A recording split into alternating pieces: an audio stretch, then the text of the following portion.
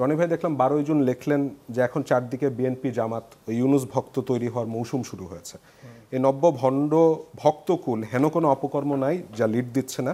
গত 15 বছর সিস্টেমের বাইরে থাকা লোকগুলোকে পথ চিনিয়ে যারা নিজেদের পকেট তাজা করছেন, এখন তারাও লীগের কোলেই ছিল এতদিন। ফলে সব মিলে এক লীগময় পরিবেশ চারদিকে। প্রশাসন ও সরকারের দিকে তাকালে এটা পরিষ্কার বুঝতে পারা যায়। মানে প্রশাসন এবং সরকারের কোন কোন আচরণে আপনার কাছে মনে হয় যে একটা লীগময় পরিবেশ বিরাজ করছে? কোন কোন আচরণ, আবার কোনটা বাদ দিবেন? এতক্ষণ তো এই আলোচনাই হইল। আপনার শুধু চেঞ্জ হয়েছে তো মাথাটা, হাসিনা নাই, আর সবই তো রয়ে গেছে আপনার। মানে প্রবলেমটা আপনার দেখেন, এখানে যে জায়গাটা আমাদের আলোচনা করতে হবে সেটা হলো, দেখেন বৈষম্য বিরোধী এই জিনিসটা কি, এটা নিয়ে আপনারা অনেক প্রশ্ন করলেন।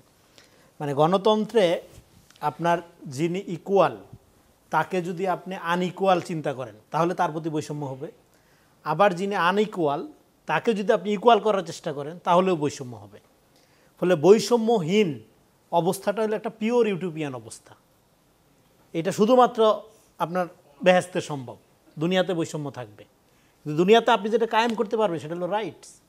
আপনি মুসিকে ব্যারিস্টারের মর্যাদা দিতে পারবেন? পারবেন না।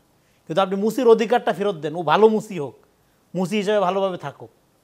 হ্যাঁ, কিন্তু আমাদের এখানে যেটা হয় সেটা হলো এই অধিকারের তর্কটা হারাই যাচ্ছে। আপনার বৈষম্য বিরোধী এটা তো একটা, এটা হলো আপনার, এটা আমরা অ্যাচিভ করতে চাই বৈষম্যহীন সমাজ। কার্ল মার্কস জীবন দিয়ে দিছে, হ্যাঁ, এই আপনার সাম্য কায়েম করার জন্য। গোটা সারা পৃথিবীর এটা ধর অনেক বিপ্লবী জীবন দিছে স্বপ্ন, তাই। কিন্তু এটা ন্যাচারাল না, এই জিনিসটা বুঝতে হবে। এটা অনেকে রাগ করতে পারেন।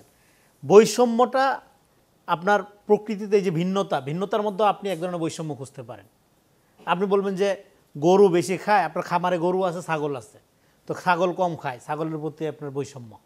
হ্যাঁ, আপনি বলতে পারেন, কিন্তু ছাগলের প্রকৃতি এরকম যে কম খাবে, গরু বেশি খাবে। একই খাবার ধরেন, একই গামলার মধ্যে আপনি খাবার দিচ্ছেন, একদিকে একটা গরু দিচ্ছেন, একটা ছাগল দিচ্ছেন, ছাগল কম খাচ্ছে, আর কেউ দেখে যদি বলে যে ছাগলের বৈষম্য করছে গরুর সাথে খাইতে, হ্যাঁ, ছাগল কম খাবে, এটাই তো স্বাভাবিক। তারা গরুর সাথে ওরা দিচ্ছেন কেন? আলাদা করেন। ফলে আপনার বৈষম্যহীন অবস্থাটা এটা টোটালি একটা সুপার অবস্থা। এটা আমরা চাইতে পারি, কল্পনায় দোষ নাই। কিন্তু প্র্যাকটিক্যালি হইলো আপনি চাবেন রাইটস। আপনি সমাজে হিন্দু, মুসলিম, পাহাড়ি যেই আছে নাগরিক, তার অধিকারের জন্য সোচ্চার হবেন। এবং অভ্যুত্থানটা তাই হয়েছিল। প্রাইভেটের ছেলেটা কি উপদেষ্টা হওয়ার জন্য আন্দোলনের নাম ছিল? ও বলছিল যে এই ছেলের অধিকার নষ্ট করা হচ্ছে, গুলি করে হত্যা করা হচ্ছে, তাই না? ফলে আপনার বৈষম্যের চিন্তাটা, স্পিরিটটাকে আপনার নিজে আগে ভুল বুঝেন না। তাইলে আপনি এই যে সব কিছুর দায় বৈষম্য বিরোধী প্ল্যাটফর্মকে দিয়ে দিচ্ছেন। এই আন্দোলনের সোল এজেন্ট কি বৈষম্য বিরোধী প্ল্যাটফর্ম? এখানের কৃষক, শ্রমিক, টোকাই, নারী, বোরকা পরা, মাদ্রাসা ছেলে, এরা কই? কৃষক। তো ফলে বৈষম্য বিরোধী এটা একটা প্ল্যাটফর্ম আকারে হাজির হয়েছে। ওকে, ফাইন, এটা প্ল্যাটফর্মই, এইটা সোল এজেন্ট না। এইটা আপনার 8-10টা এন্টিটির মতোই একটা এন্টিটি।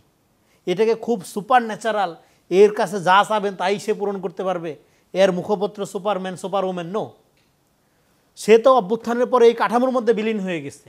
অভ্যুত্থানের পরে ঘটনাটা কি ঘটে, যেটা উমামা খানিকটা বলার চেষ্টা করলো, সেটা আপনার পলিটিক্যাল সায়েন্টিস্টদেরও মত যে অভ্যুত্থানের পরে সংস্কার, পুনর্গঠন এগুলোর চেয়ে বিদ্যমান আপনার যেই দলগুলো থাকে বা সংগঠনগুলো থাকে, তারা যেটা করে ক্ষমতার প্রতিযোগিতায় লিপ্ত হয়।